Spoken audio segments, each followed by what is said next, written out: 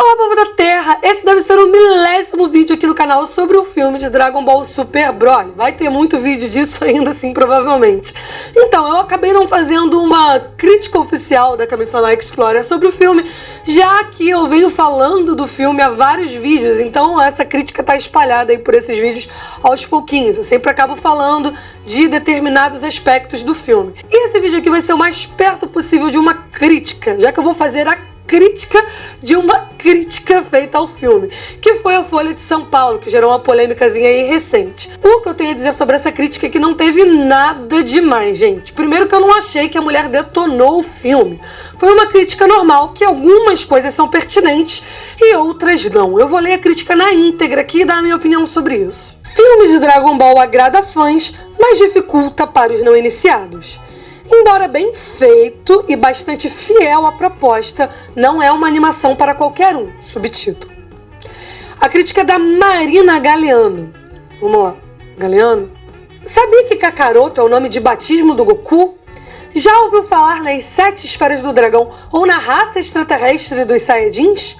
Conhece o príncipe Vegeta? Tem ideia de quem raios é Frieza? Se você respondeu não às perguntas acima, corre grandes riscos de pegar o bonde andando durante Dragon Ball Super Broly, o novo filme baseado nos famosos mangás de Akira Toriyama, que também viraram série de sucesso na TV.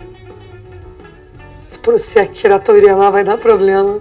A animação dirigida por Tatsuya Nagamine até se preocupa em explicar quem é quem nessa luta do bem contra o mal. Um conto de origem recheado de flashbacks que resgatam alguns dos principais acontecimentos do universo de Dragon Ball.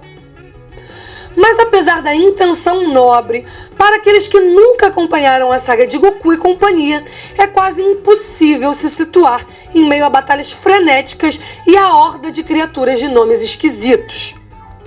Por outro lado, os fãs do anime irão se esbaldar.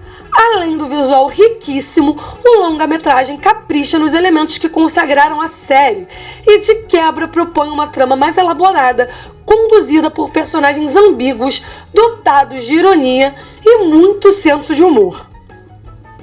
Ela fez um elogio nessa parte, né?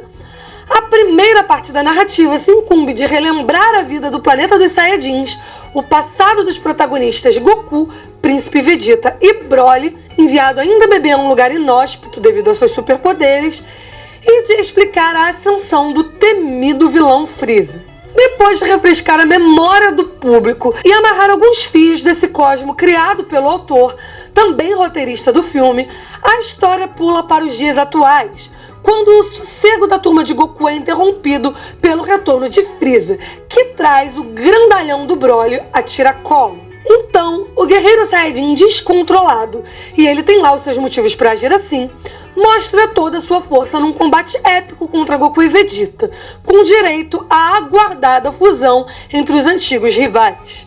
Eis a deixa para uma sequência vertiginosa de golpes, luzes, explosões, cores vibrantes e urros enfurecidos que se estende por minutos memoráveis ou intermináveis dependendo do ponto de vista. Porque embora graficamente bem feito e bastante fiel à proposta, Dragon Ball Super Broly definitivamente não é para qualquer um. Concordo totalmente com esse parágrafo. Aquilo que serve de deleite aos aficionados pela franquia não deve passar de um sofrido teste para o sistema labirintítico do resto dos mortais.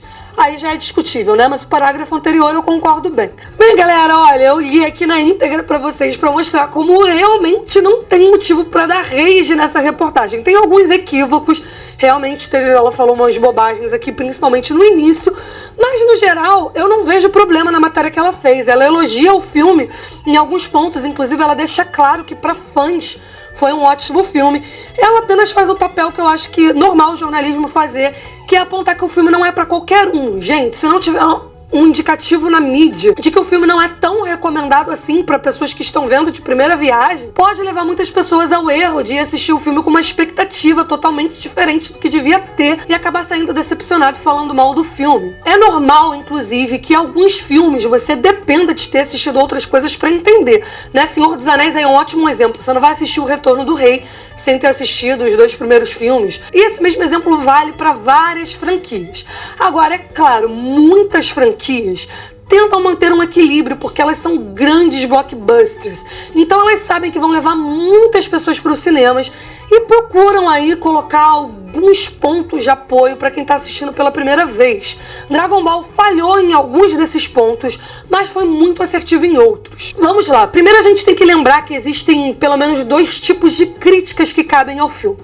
Uma são as críticas feitas pelos fãs, aquelas que se preocupam com a amarração da história original. Ou seja, aqueles pontos sobre por que o Goku não se teletransportou para pegar os brincos e outras coisas assim que não interessam ao espectador de primeira viagem. Porém, se você isolar essas questões das outras mídias e outras obras da franquia e você se focar somente na obra audiovisual que é o filme, cabem outras críticas a ser feitas. Eu, como sou dessa área, acabo não deixando passar essas outras questões também e não me prendendo só às críticas como fã.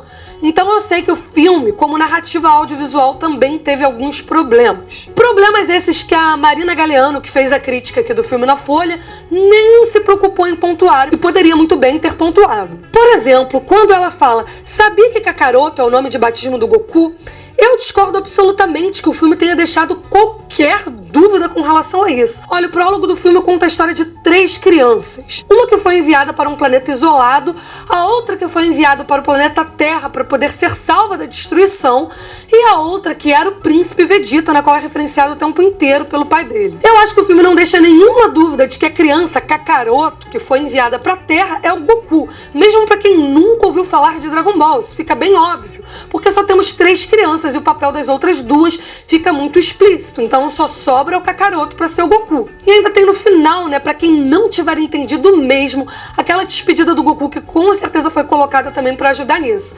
Que ele diz que o seu nome é Goku e também Kakaroto. E pra quem não entendeu antes, aquilo dali deve ter sido uma revelação que deu sentido ao início do filme. Então, ó, esse comentário do nome de batismo do Goku foi bola fora total. Já ouviu falar nas 7 esferas do dragão ou na raça extraterrestre dos Saiyajins? A raça dos Saiyajins é óbvio que não precisava de explicação. O prólogo do filme já deixa bem claro que é uma raça que era escravizada pelo Freeza. O prólogo do anime já deixa bem claro que era uma raça que sobrevivia de explorar e vender planetas. Isso é falado em vários momentos. E que era explorado pelo pai do Freeza e posteriormente pelo Freeza. Depois ela fala também se você conhece o príncipe Vegeta e tem ideias de quem raios é Freeza. Gente, igualmente, isso não precisa de explicação. Fica bem óbvio que esse planeta Vegeta tem um rei e um príncipe do qual o pai era muito orgulhoso e muito egocêntrico e tinha inveja de quem fosse mais forte que o seu filho. Isso já explica o suficiente sobre o Vegeta. E, por último, tem ideia de quem raios é Freeza. Gente, igualmente, isso não precisa de explicação. Na verdade, não é que não precise de explicação. É que foi muito bem explicado, na verdade, quem é o Freeza. Foi mais explicado quem é o Freeza nesse filme, se bobeado, que em toda a franquia de Dragon Ball. Ou seja, não faz sentido você precisar ter assistido a série para conhecer esses pontos, porque na verdade esse filme explica melhor esses pontos do que a série. E esse era o objetivo do filme, dar uma introdução, aprofundar a história desses personagens. Sobre as 7 esferas do dragão, ficou bem óbvio que se tratava de algum objeto que poderia conceder desejos mágicos, e isso fica muito bem mastigadinho quando explica que a Bulma queria ficar 5 anos mais jovem e um pouquinho mais pra frente que o Freeza queria ficar 5 centímetros mais alto. Inclusive, eles se dão o trabalho de deixar mastigadinho um comentário lá de que o Shenlong não podia realizar um desejo que estivesse acima da sua capacidade. Então, por mais que isso seja o parágrafo de introdução da crítica dela, ela aparentemente usa esses como os argumentos do porquê que o filme não pode ser bem aproveitado porque não conhece a história. E eu preciso discordar disso absolutamente. Eu acho que essa crítica prejudica um pouco a bilheteria do filme, no sentido de pessoas que possam desistir totalmente de ver, achando que elas não vão entender nada. Seja porque elas estavam com curiosidade sobre o filme, ou porque iriam acompanhar alguém que é fã, ou que já conhece melhor a história. Ou mesmo aquelas pessoas que conhecem um pouco da história, mas não são tão aprofundadas. Porém, vamos lá, isso também não quer dizer que o filme seja totalmente recomendado para essas pessoas. Porque, embora eu não concorde com esses problemas que ela citou, eu tenho outros problemas que eu acho que foram bem prejudiciais. O principal deles é o salto no tempo. Bom, gente, como o filme foi feito para fãs, e essa é a principal crítica dela, que eu não tiro a razão, embora pelos motivos errados, o filme teve essa lógica de contar uma história no passado e ligar com um presente. Só que estruturalmente é como se isso desse margem para dois filmes completamente diferentes. Por um lado, se conecta com o presente do filme pelo fato de que mostra o passado dos 3 Saiyajins que estão lutando naquela batalha. Por outro lado, nós vemos o Goku, amigo de Vegeta e de outros personagens como o Beerus, o Whis e toda uma galera que quem pelo menos assistiu os últimos 2 filmes de Dragon Ball vai compreender. Aliás, essa é a ideia, né? Como vários filmes de franquia que você tem assistido os anteriores. Não levam o nome aí de Dragon Ball 3, mas não deixa de seguir uma lógica de continuidade com os anteriores. E, claro, continuidade com a própria série de Dragon Ball Super. Afinal, é um filme de Dragon Ball Super. Justamente por ser um filme que complementa e dá continuidade à narrativa de um outro tipo de obra, não tem como exigir que seja completamente compreensível para 100% do público. Isso é impossível. Agora, realmente precisa existir um cuidado para que pelo menos faça sentido para essas pessoas. E aí o filme tem um problema muito sério, que é esse da passagem no tempo, que eu não vejo uma maneira de resolver, talvez sem pensar muito sobre isso para achar uma solução. O problema não é uma pessoa que não assistiu toda a franquia de Dragon Ball, não conhecer os novos personagens, ou não saber em que ponto Goku se tornou amigo do Vegeta. O problema é a narrativa, ou seja, o fato de encaixar aquele passado junto com o presente. Um filme que já começasse do presente não teria esse problema, pois as pessoas que estão assistindo já se acostumam que as coisas são daquela maneira. Não precisa ter uma explicação para cada personagem que aparece. As pessoas sabem que eles simplesmente são amigos e não precisa entender o passado para isso. Tá, pra quem não entendeu o que eu falei, por exemplo, você leva sua mãe no cinema para ver um filme de Dragon Ball qualquer que o Goku e o Vegeta são amigos. Ela não precisa entender por que eles são amigos, eles simplesmente são amigos, entendeu? O problema é o filme começar com uma narrativa onde eles são 3 Saiyajins distintos que foram enviados para destinos completamente diferentes, onde depois 2 deles aparecem amigos e o outro continua tendo crescido isolado. Então, gente, eu não sei se vocês entenderam qual é o problema aqui.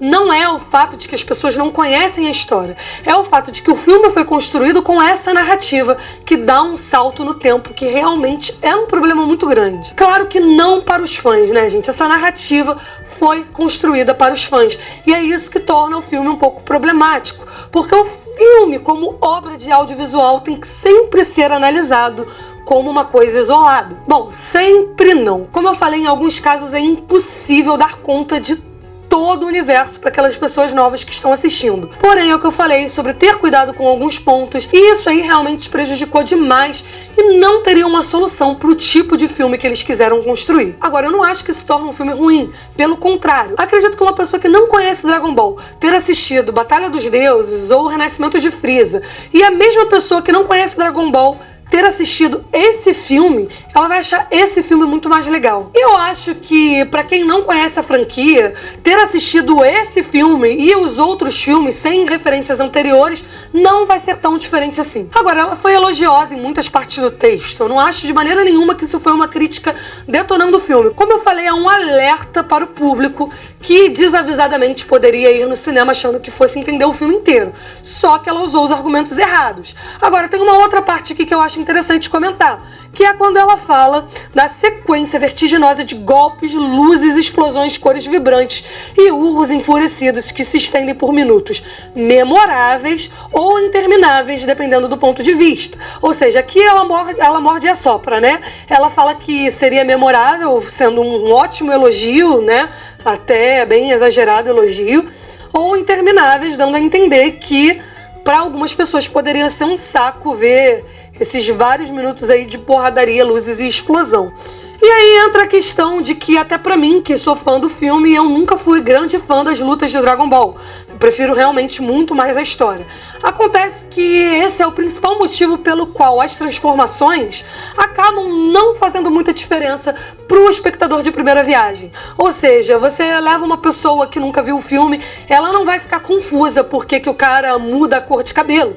Isso pra ela vai ser algo muito natural, como uma demonstração de aumento de força, que não faz nenhuma diferença para a maneira como eles usam técnicas ou coisas do tipo. Enfim, gente, tentem pensar como alguém que nunca viu Dragon Ball, vendo aquele tipo de luta. A luta é realmente só brilho, explosão e tudo mais. E realmente tem quem não se agrade com isso e tem quem se agrade. Mas isso não depende da pessoa conhecer a história ou não. Quem gosta de ver esse tipo de luta vai vibrar, e quem não acha isso a melhor forma de se narrar uma luta vai ficar um pouco entediado. Mas não tem absolutamente nada a ver com entender o que as transformações fazem ou não. Até porque nada muda com as transformações além do ritmo da batalha, que já é frenético o tempo todo. Os fãs entendem as transformações como um aumento de poder, e quem não conhece também entende que tem alguma coisa melhorando ali, mas que de fato não tem nenhuma complexidade que precise ser explicada. O espectador, nesse caso, pode assumir o ponto de vista de um dos personagens mesmo, do próprio Paragus, que nem entendeu que ele estava vendo o Super Saiyajin God, mesmo conhecendo a lenda, que foi muito bem citada, uma mastigadinha aí ao longo do roteiro. Então eu concordo quando ela diz que, embora bem feito e bastante fiel à proposta, Dragon Ball Super Broly definitivamente não é para qualquer um. Agora, não por esses argumentos que ela citou, e também a questão da luta vai ser boa ou ruim, não dependendo também se você é fã ou não, e sim dependendo de outros motivos. Enfim, gente, é isso. Concluindo, nada demais, uma crítica normal, nada detonando o filme, nada que mereça tal polêmica ou mesmo rage pra cima da matéria. Matéria completamente comum, com alguns equívocos totalmente compreensíveis. É isso, espero que vocês tenham gostado. Me sigam lá nas minhas redes sociais. Um beijo e até o próximo vídeo.